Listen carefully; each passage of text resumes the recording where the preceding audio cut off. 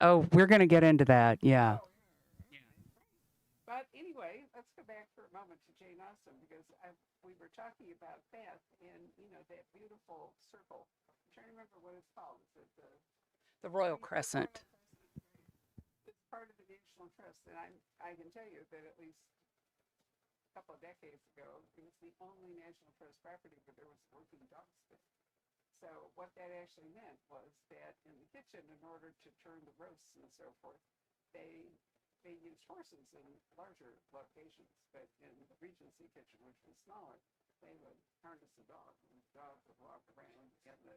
Well, I know there's a little dog down there, but anyway, before there was automation, before you had a rotisserie and everything, somebody had to turn the spit in order to roast the meat. So it's a perfectly preserved dog. Hopefully, the dogs got a fair bit of the meat when they were done. Or bones, surely. So you tantalize us with the P.D. James entree to Mr. Oh, maybe that will work better. All right. Sorry, virtual audience. If you missed all that, you didn't actually miss anything. I was just blabbing on. So let's start over again. Hi, Claudia. Hi. Use your I microphone should on. use the microphone. Yes. Right. Hi. And yours has a green light. So, Yes. all Yes, right. mine's on. You're smarter than I am for sure. All right. So tell us how you arrived from the world of young adult and fantasy and Star Wars and all these other great projects to Jane Austen world. All right. I'd been a Jane Austen fan for a long time. I had read them when I was younger, like in high school, and I wasn't really quite old enough to really sink into them yet.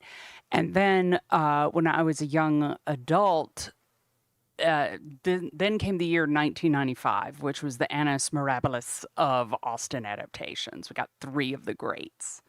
The Pride and Prejudice with Colin Firth, The Persuasion with Kieran Hines and Amanda Root, and the wonderful Ang Lee Sense and Sensibility with Emma Thompson. And between these things, I picked them up and began to read and reread and reread, and it began many, many years of reading them repeatedly every year. There was a period of time when I had a smartphone, but you didn't have all the apps you have now. The only six books I had on my phone were her six published novels. And I'd read one, and when I finished one, I'd pick up the other and read that. And that went on for about 3 years, I think. Anyway, so I was a big fan. But I would say somewhere between 10 and 15 years ago, P.D. James, Children of Men, one of my favorite books ever. I got really excited. She wrote Death Comes to Pemberley. And I was just like, yes, somebody's going to kill Mr. Wickham. Everybody has a motive. Everybody. They all want him dead. It's going to be so great. And then the book came, and I read it, and it's a very good book in many, many respects. But spoilers for this book that's been out for more than a decade, the murder victim is not Mr. Wickham. And I could not get over it. The person they killed was like, nobody cares who killed them. Wickham. And I've since learned, and I really think this is a valuable thing that this taught me, if those of us who get really passionate and enthusiastic about our movies and TV shows and books, we know what it's like to have the creator make a choice that we're like, I just can't understand why you do that. But I've learned that sometimes, sometimes it's just wrong. Netflix persuasion, anyone? But sometimes there's nothing wrong with that original choice, but your creative self is knocking. It's like, you didn't want to see that. You want to do that. And over time, it became evident to me like, yeah, that would be fun to do. But my career was so different than this. Like, for a long time, I thought I might just do it as fan fiction.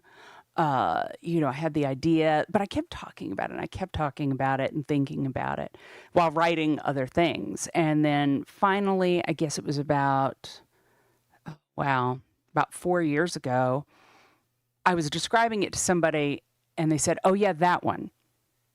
I'd told them before, and I was like, you got to start it now. You're never going to do it.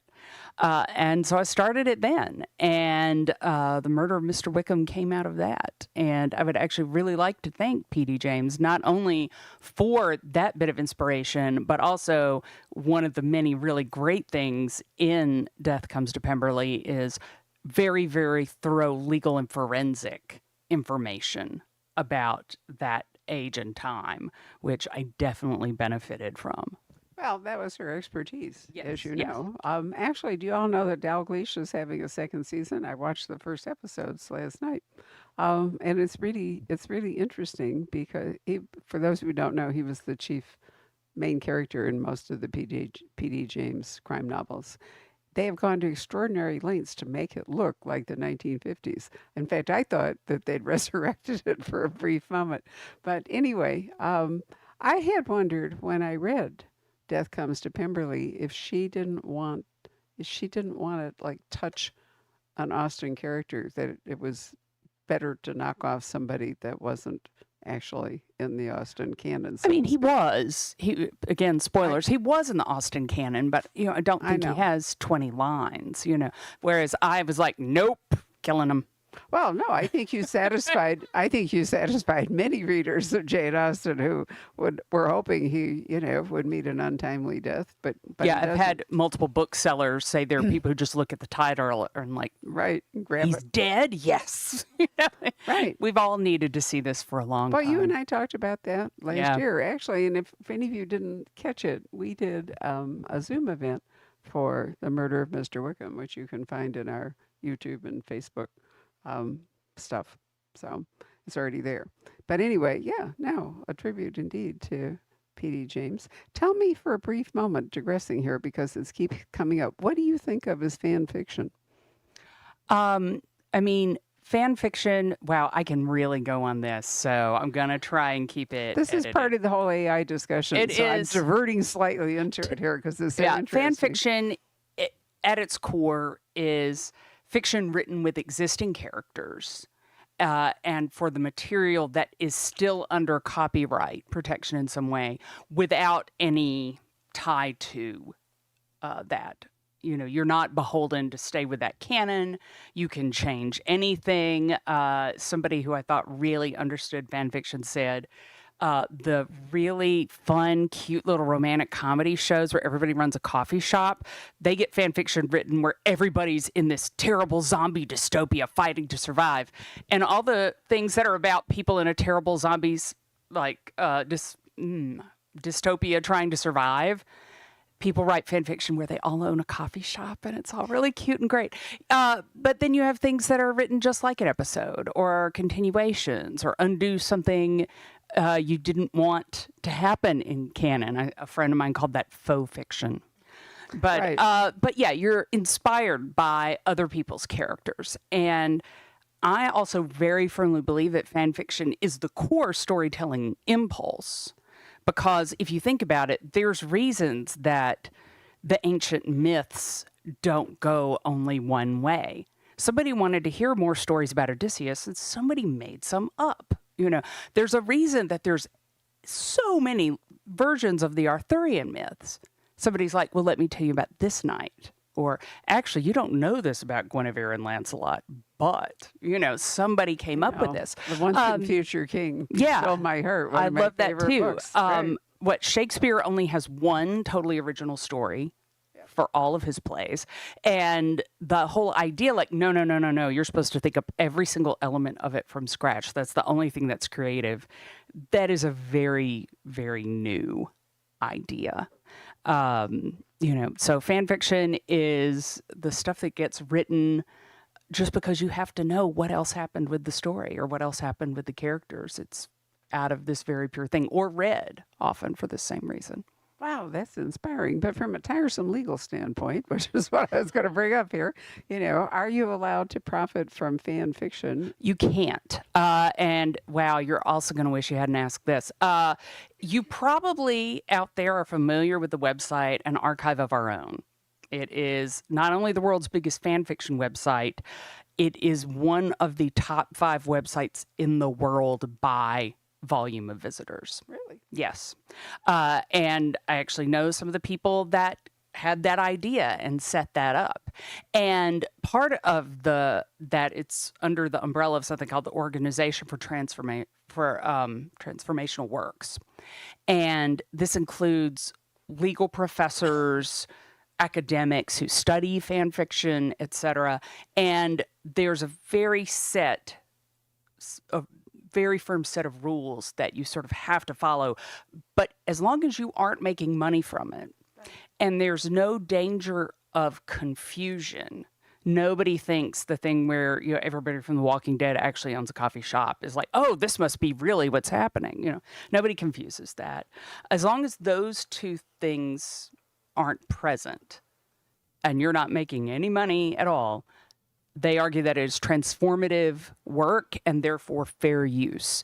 And could that get challenged in court? It could, but back in the 90s, a few companies tried to push back on fan fiction, but I think they began to realize this actually cultivates fans, it deepens their connection to what we produce. And I think now it is tacitly allowed, and these companies are happy to say, like, yes, it's transformative use, because that way they are not obliged to go after it all the time to protect their copyright. This is where AI may alter the whole ball game, but we'll see. I brought that up in part because the Jane Austen copyright ran out a long time ago, which is one reason we have The Murder of Mr. Wickham. Mm-hmm. Right.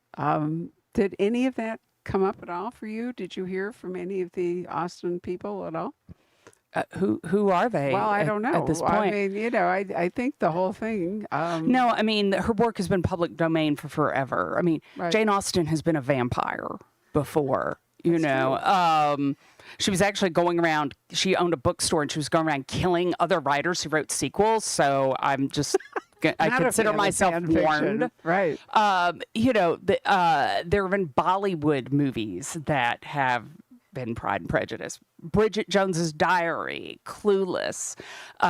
This is not the biggest deviation from the canon that has existed. I wasn't actually thinking about that so much. Is there are Jane Austen societies and all the rest of it? Are they happy to see more and more versions of, I mean, I think there are purists, of course, and which is fine and good and cool. But I have to say, my local chapter of the Jane Austen Society of North America has been tremendously supportive and great. And for the most part, I mean, I assume the people that hate it just aren't emailing me, but I've gotten a lot of email from people that, readers have responded, I really hear the characters. This is them. I recognize them. And that's what you want to hear. Yay. Well, I agree. All right. So let's come back to the characters. Who did you decide you were going to populate your series with? Well, I always joke that the first book, The Murder of Mr. Wickham, was the cousin of Avengers Infinity War. Let's just get everybody together once. You can't do it every time, but you can do it once. And so we had a country house party. And originally my thought was that it would be at Netherfield, that Bingley had taken it again to be near the Bennets, so Jane could be near her parents as they grew older, and it would be there. But then you ran into too many people just from Pride and Prejudice who would hate Mr. Wickham. I was like, okay, they've got to be somewhere else. Who is the likeliest to throw a great big house party she didn't quite mean to throw? And I think that brings us straight to Emma immediately. So I put little connections that I thought were at least credible between the characters. A little in-joke to me, my favorite versions of Mansfield Park and Emma both have the male lead being played by Johnny Lee Miller. So I made those characters cousins who bear a resemblance to each other.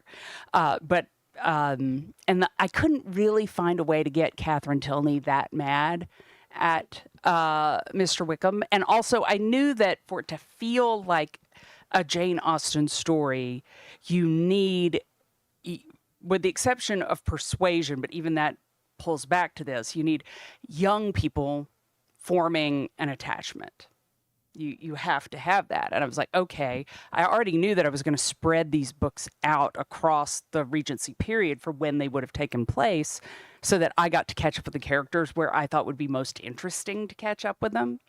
And I was like, okay, that already gives me, the young adult son of Darcy and Elizabeth. I'm going to have the daughter of Catherine and Henry Tilney, and they become the sleuths. and that pushes us forward. And then in the latest book, The Late Mrs Willoughby, this series will continue, I can say, but every future book will take place primarily in the world of one of the novels, not bringing everybody together. And obviously, this takes place in the world of Sense and Sensibility in the village of Barton, where Mrs. Willoughby drinks the wrong glass of port. Yes. What was she doing drinking port anyway? It was a whole thing. Man, some of the rabbit holes you go down, like when did women drink port? How much port did they drink? Historical sources do not always agree on these things. You would think reality, so easy to get the canon right? No. Yeah. I know women traditionally drank sherry and the men gathered for port or stayed in the dining room for port while the women adjourned for tea and port genteel and so forth. But why not port? Why not? Why not? Why Well, not? now we know why not. Right. So I've noticed that the series is actually now titled after Mr. Darcy and Miss Tilney. So you've locked yourself into them as being your not only sleuths, but they have a tentative relationship. But Mr. Darcy has his own set of issues to deal with. So I find that fascinating. Why did you decide to create? This is the younger Mr. Darcy, not the older Mr. Darcy. Why did you decide to make him neurodivergent? I actually began without that in my head at all. My first thought was just Jonathan is more Darcy than Darcy. I wanted him to be somebody that his father would be like, could you relax? Who is this guy? And when I'd written the first few chapters, I was going back by because you can have this idea in your head, but at a certain point you have to say why. And as I reread it, I realized that if I were coming to this as a reader, with no preconceived ideas, I would read this character as neurodivergent. And that was really interesting to think about because on the one hand, they would not have that frame of reference at all. There would be very little understanding of exactly what sort of set him off or why he found certain things difficult. Most people would assume that the things he did that weren't like things other people did were him being willfully obstinate or difficult when that isn't the case at all. And that would be very hard. But on the other hand, not every neurodivergent person, but a fair number of them really like to have rules and routines that are concrete and clear that you can get to. And I was like, routine. This guy knows how virtually every day of his life is going to go. If he goes to a dance, he knows exactly when he will be touched and by whom for how long. He has these things. And this is a society that has tons of rules, some unspoken, which he can stumble over, but it has many that are explicit. And, when we read and write period fiction, there's such a tendency, it's almost universal, for us to gravitate to the character who's a little bit more modern in their opinions. They don't believe in that silly thing we don't believe in anymore. We always are drawn to that. And sometimes there are reasons for that because you need that person to give you a window into the other mindset. But I thought, Juliet Tilney sort of is that character in this series, but it's good to have another character who actually really loves those rules and loves those routines because they help him navigate the world. And I thought that is a really interesting window to explore in a Regency setting. And I've actually heard from more than one reader, people saying, it makes me wonder whether the older Mr. Darcy might not have been a little bit on the spectrum himself. And I was like, I don't know, but I can see that read. I can. Really interesting point. I just thought he was typical of, his age and class. And as you say, it was very conventional. There were, but even the men structure. and, people in his age and class were like, Darcy, Bingley's like, I would not be as fastidious as you for a kingdom. Like, relax. Good point. And if a guy with a starched cravat is telling you to relax, you really should relax. That's a good. I often wonder, given the clothing of the time, how people did relax. Men in particular. Women could don what they called tea gowns, or maybe that was Victorian. Now that I think about it, tea gowns. I think that was a way out of stays and all the rest of it. That, and even though Regency women wore corsets and stays, they were much less restrictive and hard than the ones before and the ones after. And a lot of those dresses were not as uncomfortable to wear as a whole lot of the fashions that came A before. lot and of them fifth. were like nightgowns. I Yeah. mean, if you really look at them, Muslin is very soft and comfortable, and I think they were a reaction in part to the 18th century, the really elaborate. I mean, no wonder people had people to help them get dressed because, you couldn't possibly get in and out of, Marie Antoinette kind of clothing by yourself. There isn't a chance that you could do that. In the same way, I've often wondered how the men, if they had to be shrugged into their coats and their valets had to insert them, how they ever like fought a duel or, or, that's what or your rode second is horseback. for. And, well, no, I guess they must have taken them off for a lot of the things that they did because if you were really in a coat that tight, there wouldn't be a lot of movement. I saw a really great, I don't even know what this was. It was a special on British TV, and I found it somewhere in the depths of Amazon Prime. One of those things you only find when you're really procrastinating. But they had decided to throw a Regency dance and go through everything with all these people. And they were students from the Royal Academy of Dance, learning the steps and going through these things and coming up with the outfits that would have been worn and lighting the room with candles. Like they were trying to do absolutely everything the way it would have been done. And they realized in short order, like women got there and changed shoes. You could not walk through winter weather, and this was done during the winter, as many balls and dances were then. You couldn't do it in the slippers that they wore to dance in. They're like, no, everybody went and changed their shoes, which seems so weird to us, but it's not really that weird. I think they probably had to wear Wellingtons, to walk across. I mean, think about it, go back to Pride and Prejudice with Jane and Elizabeth, walking back and forth a distance of like 2 or 3 miles in the country where Mud. Yeah, exactly. So I'm not surprised. There's a very strange little Regency book coming out in June called An Agreeable Murder. Have you run into it? No, but I covet the title. Well, I haven't decided. I think it's totally satirical. And much of it is wrong. But at the same time, since you bring it up, one of the sensible things they do, they are all converging on what turns out to be rotting country home, but they are indeed going to like a mudroom, and they're spending time in an actual wash. I mean, that stuff, sanitary arrangements are really brushed over a great deal in Regency fiction. Yeah, that was something that had to decide, like, how much of this am I going to get into? You want to dip in a little bit, but at the same time, I'm not doing something like, the incredible book Longbourn that came out a few years ago, which is the story from the point of view of the servants, which is, very, very different. I really enjoyed it as a read, but the tone is totally different. And so that's not what I wanted to do. The mystery makes it different enough already. Those of you who have read the first one know that a broken chamber pot plays a pretty critical role in a key scene in this.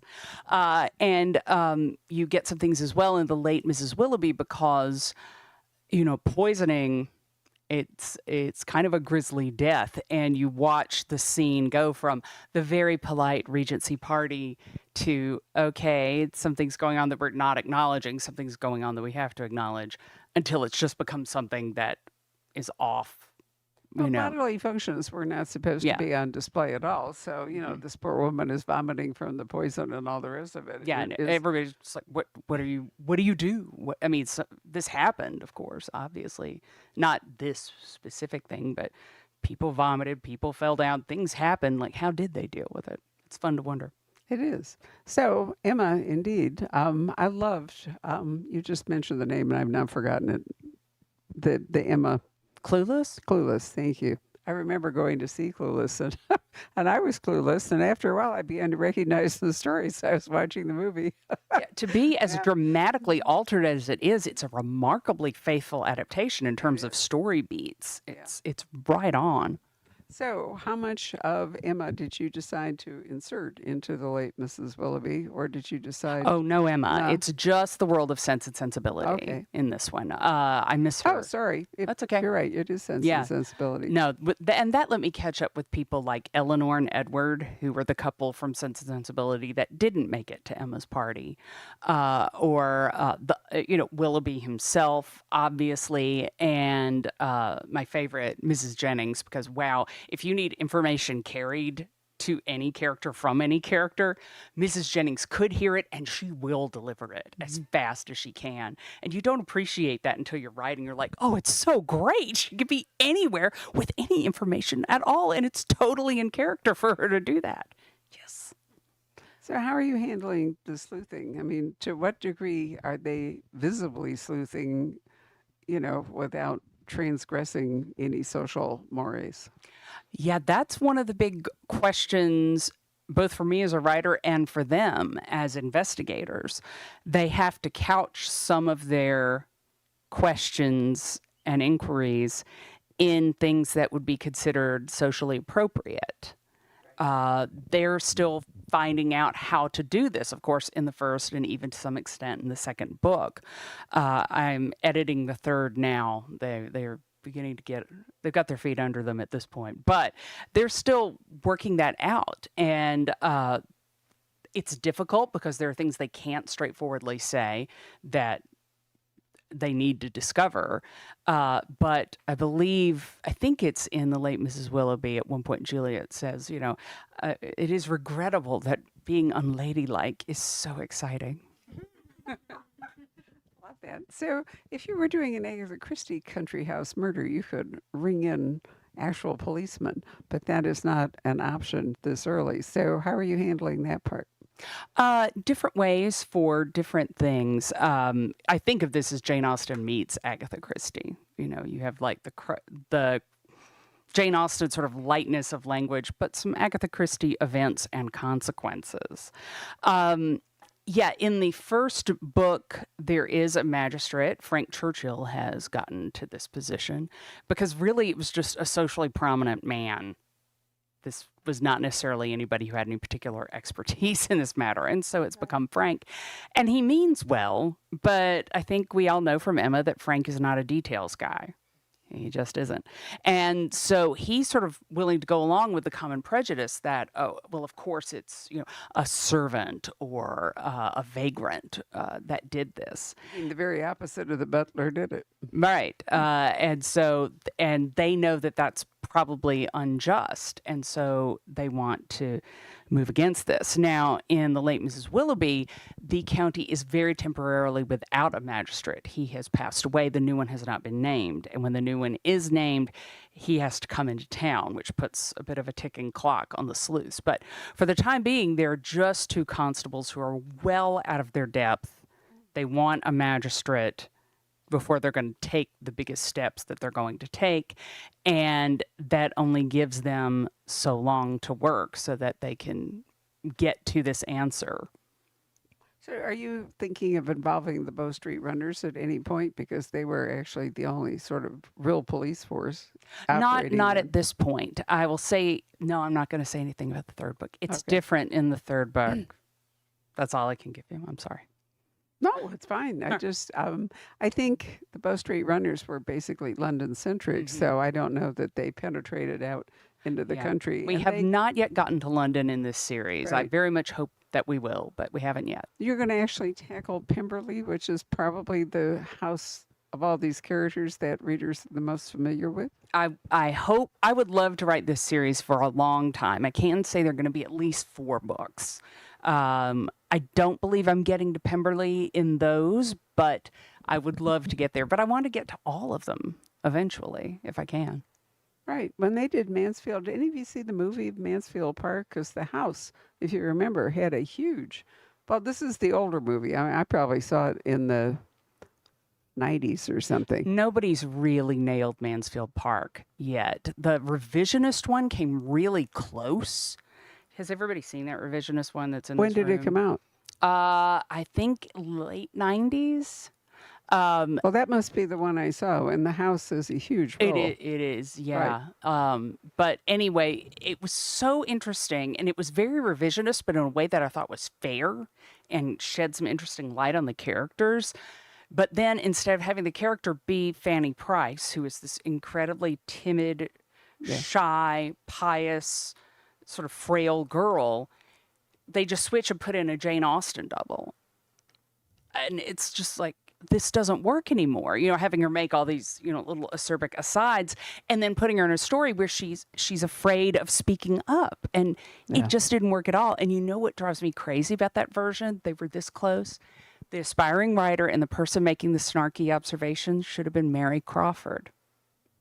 If you had that as Mary Crawford's take on Mansfield Park, I think that movie would be perfect. I'm sorry, that is a real deep cut. We're going to get back to the series now. Sorry. I have feelings. Well, it's just, if we're familiar, I mean, it's hard to read Persuasion without seeing Lyme. I mean, the harbor and the whole bit is so important. I actually went down there just, for that very purpose. So if you're going to write about an iconic place, which if you're going to do the iconic places in the books, sadly, there is no real Pemberley. No, I know. But you're okay there, but it's iconic to readers. But yeah, I have gotten to go to Bath now, which is great. So we got to get them to Bath again. Like I said, I hope they'll go to London, and I have been to London a few times. But oh no, I might need to research some more. Oh no. And I certainly come up with ideas of the houses, though it's really hard, honestly, to wrap your head around a house as big as Pemberley must be. Absolutely true. I mean, they were, she visited around a lot. She had family that had some wealth, hence, and the Godmersham thing was part of it. She had two brothers who were admirals who did really well, but they were in that kind of weird. They weren't really upper class. The Austens, they were genteel, but not middle class. The father was a rector, right? So she would have had familiarity with some of the great houses. Yes, and also, this is so useful for these books. Nothing happens in all of these books except, a young woman meets some people and they're like, we have dined with you 3 times. Come live with us this winter. We will buy you clothes. And off they go, because back then visits, one, were a significant source of entertainment and enjoyment, getting to hear somebody else's stories and getting to tell those. And, maybe they play the piano or the harp better. That was a very meaningful thing to do. And also, that was a society where getting young people married was everybody's job. Pretty much everybody was supposed to be taking part in this. And inviting young men and young women to stay somewhere was increasing their sphere of acquaintance and therefore increasing their chances of an advantageous match. Now we sort of do that with wedding parties, where, that's kind of a modern version of it in some respects. There are a lot of books where people meet at, or movies or whatever, where people meet at weddings. And that's none of that had anything to do with my bridesmaid experience at all. Oh, okay. No. Well, I was interested. Jonathan, who does not want to go to this house party, it's a month. This is in the second book, not the first house party, second house party. The one we're talking about, right? The death of Mrs. Willoughby. He doesn't want to go. His parents encourage him to go, and it's for a month. If you don't want to go somewhere to contemplate a whole month, so he's actually hoping he can work out an escape after, to be polite, a week or two. Yeah, he's figured that slightly over 2 weeks could be considered about a month. We've all done that math in our heads at some point. Like, sure, you could round up to a month from there. Yeah. It's a little difficult to imagine a life where you could seriously think about just taking a month, as a visit, and that people would have the resources. It took a lot of money to have a house party. You were going to be feeding all these people. You had to have servants. You had all the rest of it. So, it was not a lower class occupation. No. Right. All right. What else would you like to say about the late Mrs. Willoughby? Oh, gosh. If any of you have any particular questions, start thinking of those now, so we don't have that moment in just a few minutes where I'm like, any questions? And it's dead No, silent. we're bringing in a Yeah. ringer from the front desk Oh, because fantastic. John, it's your turn.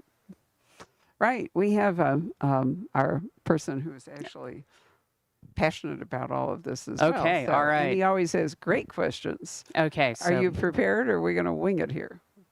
I'm sure you're prepared.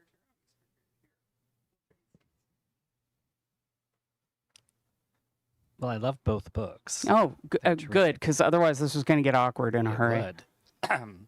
But if I understand correctly, you talked about fan fiction, but that actually prompted you to start writing. Is that correct? Well, I mean, you mean writing at all? Yes. Yes, I got into writing through fan fiction. And that what was- particular fan fiction did you start with? The X-Files. It was Really? obvious that Mulder and Scully should kiss. I mean, yes, everybody knows this. And they kept on not doing that. And, something had to give. And this was also just as mass use of the internet began. I got on like AOL in 1994 with a disc that promised me 10 free hours and a 2400 baud modem. Wow. So, woo! But, and I dove in, and at first it was all very, very bad. I was just flailing along. But we were reading and writing, whatever. You were just so excited, and it was still a very new thing. And then I wrote one story. It still wasn't very good, but there was a scene in it. I'm not going to get into detail because I don't want any of y'all Googling this, where the feedback changed. Before, it had always been like, I love Mulder and Scully, or something like this. And people were like, oh my, that reminds me of when I did X, or something like this happened, etc. And I was like, oh wait, that scene actually resonated. That when people connected to that, go that way. And then I proceeded to write fan fiction for so many other things for many years. You've done a lot of research on the Regency time period. What surprised you the most about it? Honestly, what surprises me the most is the fact that, as we touched on before, historical sources don't always agree. You think that reality, after writing in Star Wars, where sometimes it's like, okay, we have to sit down right now and figure out how hyperspace works. You think like, oh, it's going to be such a relief, but people really violently disagree on things about like what was served at a country house breakfast, or did women occasionally drive this one kind of carriage, or was that only for men? Or, man, do not even get started on whether or not they had scones yet. In certain very small corners of the internet, there is a bloody scone war going on. Do not go there. So yeah, that is what surprised me the most, is that sometimes you still just have to take something that is credible and go with it. Sometimes some things are lost. But aren't there also historical figures that you don't think existed that really do, that change your perception? Well, yeah, I've always found it interesting. For instance, like Jane Austen never met Lord Byron, but they knew people in common. Try to imagine the person who got to hang out with both of those guys. That's interesting. That fascinated me a lot. And sometimes it's little details that capture your imagination. One thing that gets touched on in The Late Mrs Willoughby, I knew there was going to be a scene where we had to be in a pantry. And I was like, what would be in a Regency pantry? I happened to be reading this book at the time, and by God, there is a description of everything that would be in a Regency pantry. And I was just like, yes. And then apparently what you would do to keep citrus fruit fresh, you would bury it in fine sand, like a tray of fine sand up to the stem. And if you did that, it would stay fresh for months. Wow. They knew this stuff back then, and a lot of that information's been lost. But I thought that was really interesting. So sometimes it's little details that really grab you. How do you know when you've achieved the right tone for your book? Because capturing Austen's voice is not easy, but making it accessible in your voice is part of your job. Right. The whole thing was I'm never going to be that witty and brilliant. Nobody is. So we know that. I can't reproduce Austen's voice, but I wanted something that would feel enough like her that it would provide some of that same enjoyment for readers. And that meant things like, you know, in modern fiction, writers are told no head hopping. Every scene is in one person's point of view. You know, back then, the omniscient voice was very common, and you head hopped a bit. And I discovered writing the first one, it's like, oh, that is great for comedy because you get to play both people's misapprehensions and mistakes and thoughts against each other the whole way through. And I was like, I think we've abandoned this a little bit too cavalierly. But as for when, you just have to get in the flow of it and keep looking at it and keep asking yourself, you know, does this feel right? A lot of times something hits you a little bit wrong and you don't know quite what it is. And I'll think about it for a long time and finally realize that word shouldn't be there. Also, you discover some words weren't yet in the English language. Do you know a really fun word to discover was not in the English language after you've written your first murder mystery? Motivation. No, it was just motive. Motivation had not been coined, and there was a lot of talk about people's motivations in that book that had to come right out.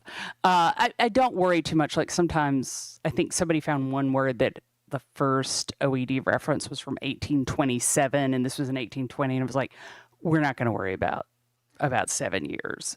You know, that's close enough, but you get some things that are really surprising come along a lot later, or some things don't. Like at one point, I think I had a character saying something, I guess, and I was like, that's way too recent, isn't it? That's too new. And then I went and looked, and it was like, not only was it Regency, Geoffrey Chaucer has characters going, I guess, you know, that one's pre-modern English. We've had that one with us a while. Do you have other modern writers that write in Regency times that you find particularly enjoyable? I do, but I feel weird about saying so because then it becomes a slight on people I don't mention. And I feel like we all want to be sweet with each other at the tea party. I've enjoyed a whole lot. If you turn the cameras off, would you say names? No. There's going to be a live mic somewhere. I know it. We've lost Barbara. I don't know where she went. Farewell, Barbara. Okay. Yes. Your upcoming project is Disney related. Mm-hmm. You mentioned. It's your first book set in New Orleans? Yes. My next book is The Haunted Mansion, Storm and Shade, which is a young adult novel that involves the Haunted Mansion that is canonically in my city of New Orleans. Somehow I managed to live there more than a decade in this incredibly colorful, creative city with stories around every corner. And I'd had ideas that were set there, but none of them quite made it past premise to plot, you know? And so this came along and I got to do that. And then early next year, I will have another Star Wars book, which will be my 7th. Wow. Is that right? Oh my gosh. It will be my 7th, and that is part of the High Republic series. And then in about May or June of next year, we don't have a date yet, the 3rd book in the Darcy and Tilney mysteries will be coming out. Yeah. You've written Jane Austen kind of spin-offs or world-adjacent stories. There's a lot of pressure on you as a writer to get things right there just from readers and fans. But you also write for Disney and for Star Wars. Lucas, what's that like? Because I'm sure there's rules that you have to follow. And Sure. I mean, I know a lot of them just through having spent my whole life being a huge Star Wars fan. You know, it's just it's so great that like just hundreds of hours of what should have been wasted time were valuable career preparation. Like I was so on it. I had no idea. But there, all that stuff is written down. You can go get things on this. There's a guy named Pablo Hidalgo who knows everything there is to know about Star Wars. And I actually joked that for a future Star Wars thing, I'm going to get a t-shirt made that has in big letters the 3 words that everybody who has written Star Wars fiction or TV or movies has said, which is Pablo would know. Every single person says it. Pablo would know that. my favorite thing ever was I needed to ask for one of my books. I was dealing with a spaceship, and their captain was a Wookiee. And I was like, do Wookiees shed? I sent this off, and they came back. They're like, we have to talk about this, And like, I really hope there was a meeting. I hope there was like a meeting. Like, we have to talk about this. For the record, they don't shed any more than humans do, but because they are totally covered with fur, there's naturally a bit more of that lying around. So you now know more about the seat cushions of the Millennium Falcon than you ever wanted to know. Because Han's not in there with a dustbuster. He's not. Right, as a writer, you have these different kinds of projects that are very structured because you have to follow certain guidelines, you have to color within certain lines. Is it kind of like writing sonnets or something where the form is there, but you're allowed to express your freedom in other ways? Oh, that's a really good way to put it. And I may steal that in the future because most people just look at that as restrictions. And I look at that as more toys in the toy box to play with.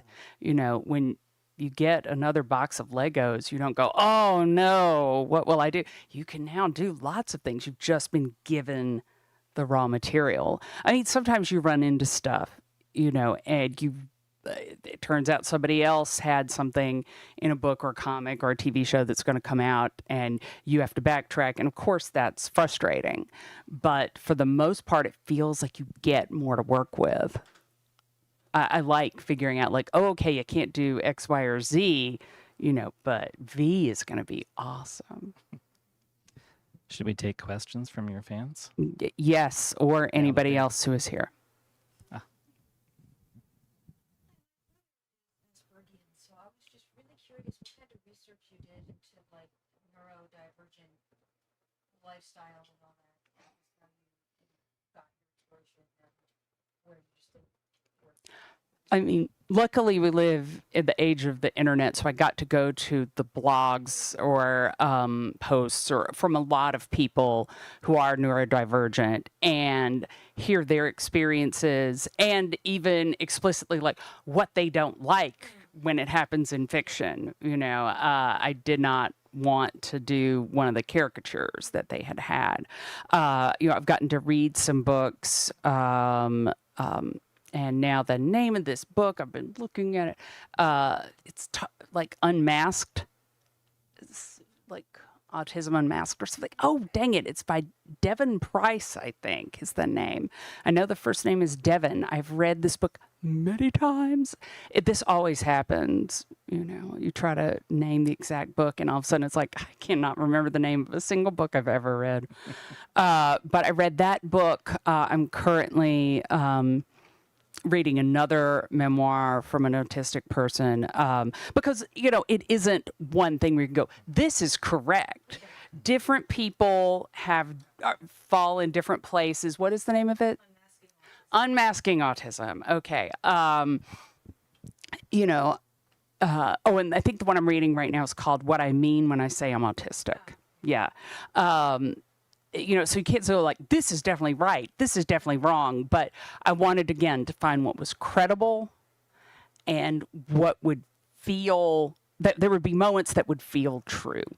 And we also got a really great authenticity read from someone neurodiverse, an editor, for both books. And she, gave me some really good insight. And I took pretty much every suggestion she had, except there were a couple points where somebody could have responded to Jonathan better. And I was like, okay, I want his parents to have done well. They love him. Elizabeth, at least, is very capable of thinking about things in a different frame. But I was like, you have to see some people getting it wrong because they don't have the framework to really work with that. Again, I'm sure there's still some mistakes in there, but for the most part, when I've heard from neurodiverse readers, they've been really happy to see somebody there, so in the Regency world that they also love. Yeah. Thank you. I just thought it was being British. Something like Hugh Grant, Mhm. movies back in the 90s. Yes. Hugh Grant is really great at the flail. He does it wonderfully. Hmm. Hmm. Well, I mean, that would be how it would have been read at any point before about what 1960. And again, there are ways in which it's not every single moment, every single reaction is governed by that. There are ways in which he responds as others would. It's not some huge all-encompassing difference of everything. But I did want that to be there. But again, since it's not that frame of reference, you can read the book and have him be British if that works, I guess. That was my thought, but the writer tells half of the story and the reader brings the other half.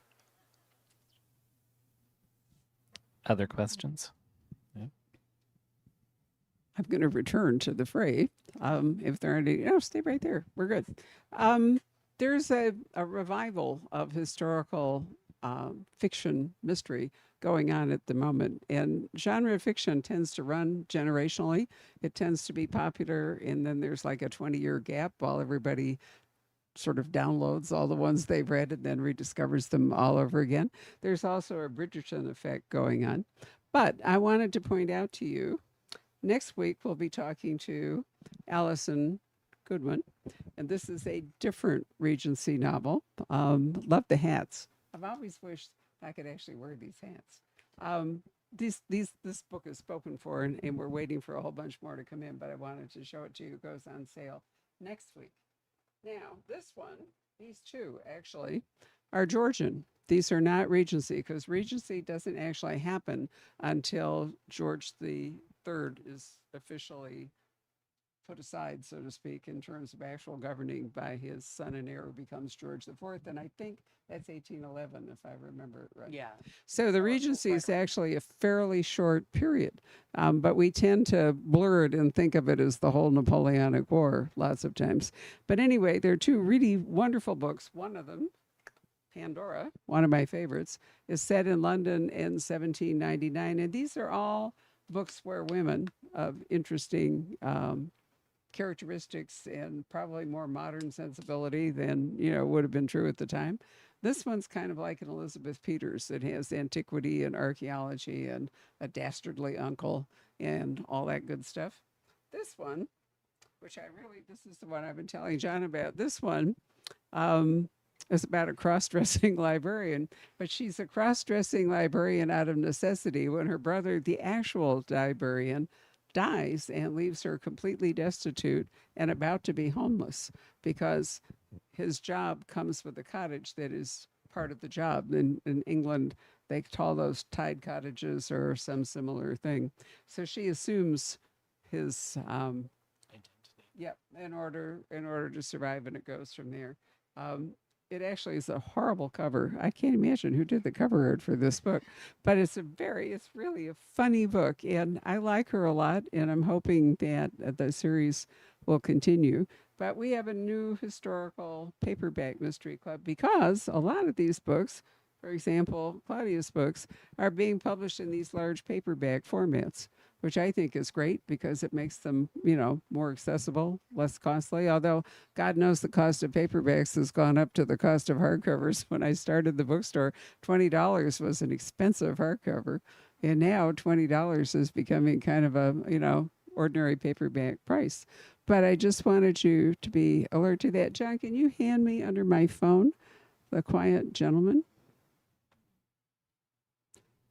So if you're a Regency reader, once you've gone past Jane Austen, have you read Georgette Hare? Is this Yes, although it's been a while.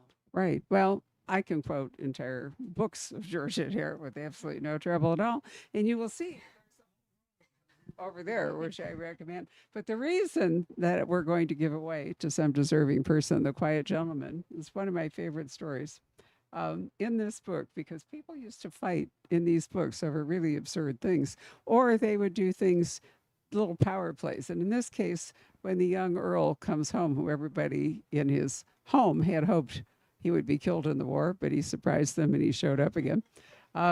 there was a giant silver epergne on the dining room table, which was a very complicated Georgian silver. It had tigers snarling and elephants and, and his stepmother, who hates him, insists that they dine with this epergne on the table. And it's a big power play. And finally, part of the way he declares that he's had it with all this is he has it removed to a side table. It's all terribly polite, and it's one of those kinds of wars.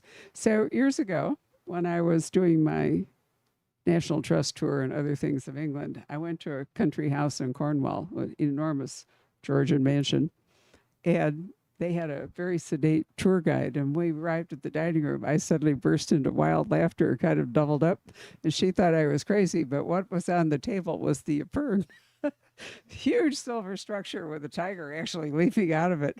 So I determined that she was not, nor anyone there, a Georgette hair reader. But it's fun that the things that they could use to as power plays were by today's standards so absurd, but they were really important, weren't they? Yeah, but I mean, a lot of our flexes, I guess you would say now, are, I mean, some of them, let's be frank, look absurd right now, but are going to look absurd going forward. Absolutely.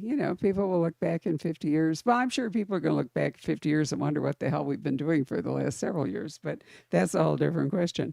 It's also good to remember that the Napoleonic War, which is the background for almost all this, was a 20-year war. And nobody knew how it was going to come out until Waterloo in 1815. So the first part of the Regency is, in fact, the end game or approaching end game of the war. But most Regency books don't really recognize the fighting. When did you choose to set your time? So is it post 1815? Yeah, this one is 18. They're both 1820. The next one is in 1821. They really have to be, because if they're the children of the Austen characters. For one, but I actually really wanted in my first conception of it to have the news of George III's death arrive during the party, that the Regency would be over. And the idea that now you're kind of on unfamiliar terrain. But unfortunately, he died in very, very early in the year, and it was one of the coldest winters England ever had. Nobody was going to any house parties at that time. So I lost that. Probably I could have pulled it back a little bit, but I just kept it as being sort of immediately post-Regency. And for me, at least, there's the idea like, okay, you know what came before. Maybe you don't know what's coming next. Maybe that makes the mystery element read a little more true. I don't know. Maybe. I don't either. So is anybody new to the store tonight? If y'all been here before, you. All right, this is the easy way that I'm going to pick to give away the book for you. And if you don't like it, pass it on, which is okay, right? All right. Anybody else have a question? No? Yes? John? Oh, wait. Oh, sorry.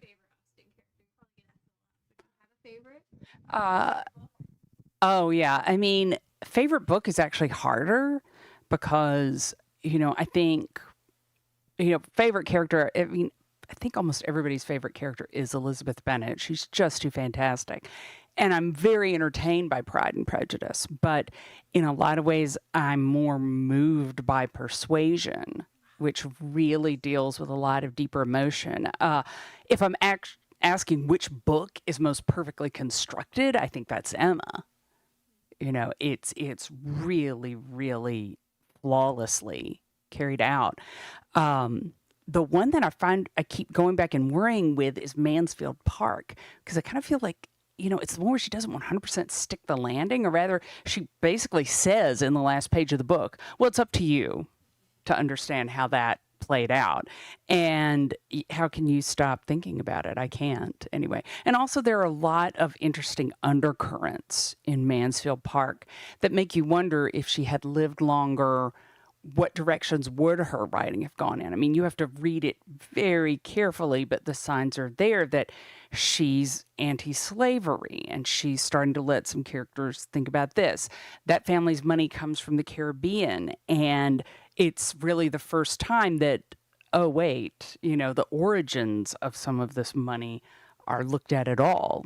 I don't know how far she might have gone down that road or at all, but you wonder about it, which is a really long way of saying I value so much in a lot of the books. I don't know, I can say I have one favorite, but Elizabeth Bennet, I have to say she is a delight to write.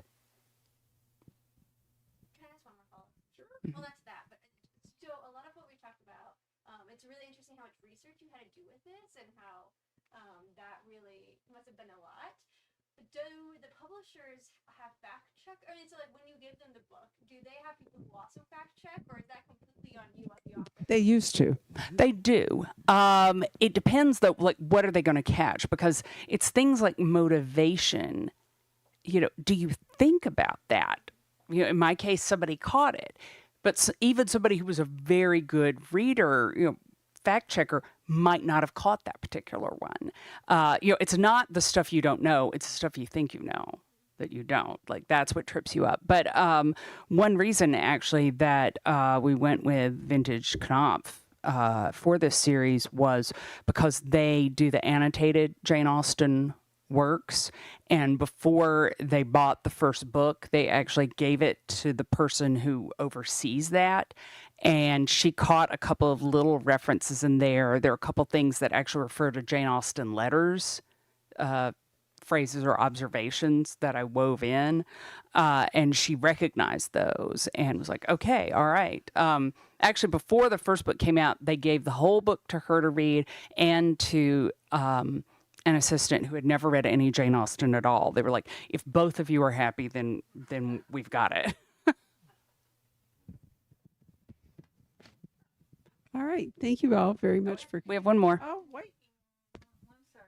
No, it's fine. I'm delighted. I couldn't see Would it. you advise reading these novels that Jane wrote before reading your works? Well, I mean, I'm going to advise you to read those novels anyway because they're great. I mean, I read them. Yeah. They are well worth revisiting. I can't think of any other work of fiction of similar age that is still readily, constantly read purely for enjoyment.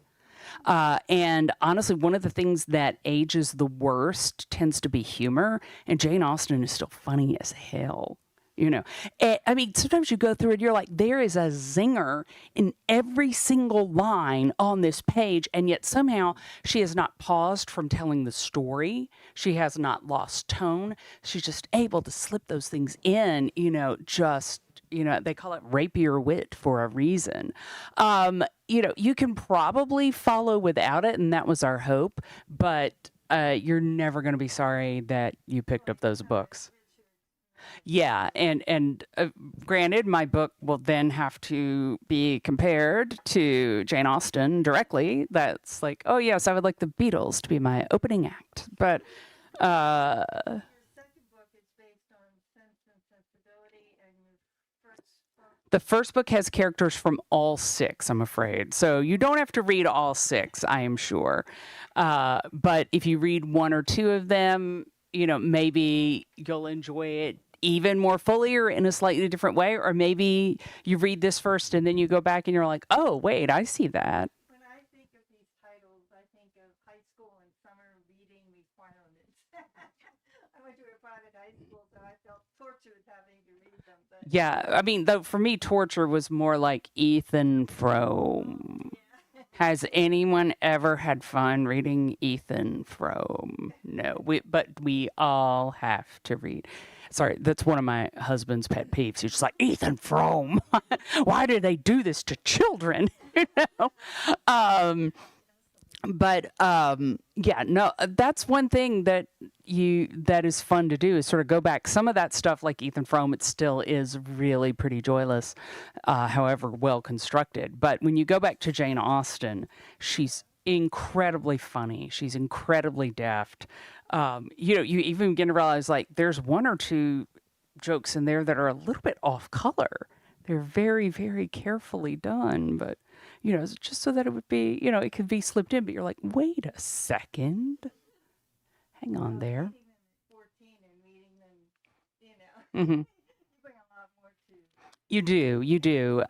And a lot of, she is so wise about human nature. in a way that we connect to. I mean, that's one of the reasons she's still so popular is we still really understand how our characters feel, what their reactions are, the subtle little underplay of different kinds of conversations. We may be talking about very different things in a very different style, but we recognize that, you know. You have to give her points too, because she did all that with elegant language, and there was a lot of formality. You could insult people just by calling them by their, not. But that comes up a lot. How you address people How you could address actually people. be an insult. Yeah, there's one thing where she's talking about a guy named Richard and says something like, he deserved nothing but the abbreviation of his name. Exactly. Chew on that for a second. It's like, wait a second. Did she? She did. She did. I assume they still called him Dick, right? Yes. Yep. Yes. So, I mean, I think you could be insulting in a whole different level when, we were in a more formal society. If you, look at Twitter or some of the stuff that goes by you today. I mean, the most withering thing in any of her books, I think, it's not something that's said aloud, but Eleanor is having a conversation with the aforementioned Richard Ferrars, who is full of himself and vapid and not very bright, and he's going on and on. And I think it says something like, Eleanor simply nodded and agreed with all that he said because she did not think he deserved the compliment of rational opposition. I mean, that is just as withering as it gets. And you just keep rolling along in the scene. It's a standard for you to live up to, right? Yeah. Or I'll just be happy if people feel like I recognize these characters and Jane Austen is not outraged by this. Not going to rise from her tomb in Winchester Cathedral. I mean, there is the vampire thing, so there can't is. count That's it out. very true. Well, thank you, virtual audience, for joining us, and thank you all for coming this evening. If you would like Claudia to sign copies of your books, she's probably in a good place to do it right there on that table. So thank you. Good night. Thank you everyone. guys for coming.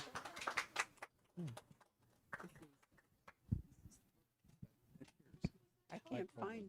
Oh, good. Okay, I couldn't find them. I'm going to put one of these back because I stole them from Karen and Ian.